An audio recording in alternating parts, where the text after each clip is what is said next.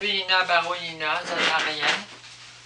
Je vais terminer ce soir une vidéo concernant comment voyager dans le temps. Vous avez un grand génie du nom d'Albert Einstein qui a élaboré une théorie qui n'est pas une théorie fausse, qui vous donne certaines formules, certains éléments concernant la relativité du temps, du voyage dans le temps. Lui-même a élaboré une hypothèse qui est véridique aussi, que je peux vous dire que c'est vrai. Alors, si on envoie un vaisseau spatial, une sonde, quelque chose, des êtres vivants dans un vaisseau spatial, à 1/20e, 1/21e de la vitesse de la lumière, dans une direction donnée, à une certaine distance de la Terre, et pendant 1 heure de temps, et qu'on y revient à la même vitesse, la personne va avoir vieilli, elle, dans le vaisseau spatial, d'1 heure, mais sur la Terre, il va y avoir 3 générations qui vont avoir passé. C'est-à-dire que la personne va voir les enfants, des enfants, des enfants de ses enfants. Donc, à partir de cette équation-là, que les scientifiques ont, c'est possible d'aller un peu plus loin, parce que ça, c'est des connaissances. Lui, il y a eu des...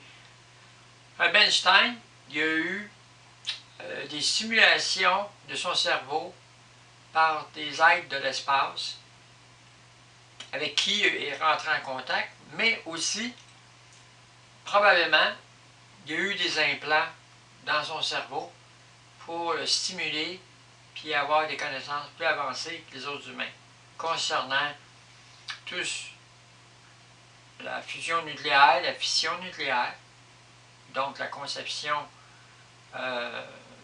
des bombes nucléaires, des trucs comme ça, des réacteurs nucléaires, la théorie sur les atomes, les électrons, les protons, tout ça.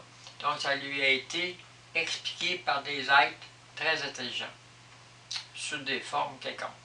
Mais, pour voyager dans le temps, il reste que Albert Einstein, il vous donne une théorie de base, puis des formules de base, qui aussi, si on joue avec la formule, on peut aller dans le futur, puis on peut aller dans le passé, puis y revenir, puis aller dans l'éternité aussi, plus loin et plus près.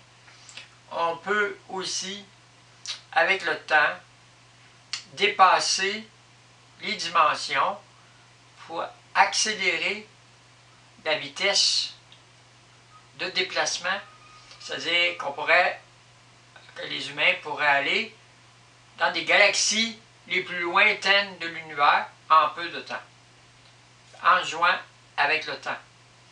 Donc, ils vont dans l'espace-temps, puis ils vont dans des autoroutes qui vont très très rapides, puis après ça, ils reviennent dans le temps, dans le même temps, où ils arrivent au point d'arrivée, où ils veulent aller.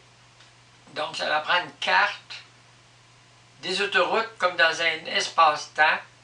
Ils savent où ils s'en vont, puis ils savent dans quelle direction, puis là, quand ils reviennent, ils sont à l'endroit même où ils veulent arriver.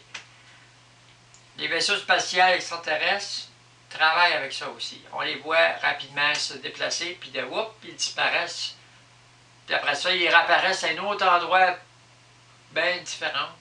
Puis ça s'est fait vite, vite, vite. Ils peuvent être très gros, puis après ça, tomber très bas, très petit. Ils peuvent jouer avec différentes formes de processus dans le temps et aussi de dimensions. Il y a des êtres excessivement petits sur des planètes qui peuvent nous apparaître ici très très grands comme des géants. Puis il y a des êtres très très géants sur d'autres planètes qui peuvent nous apparaître ici très très petits, sous forme de petites créatures.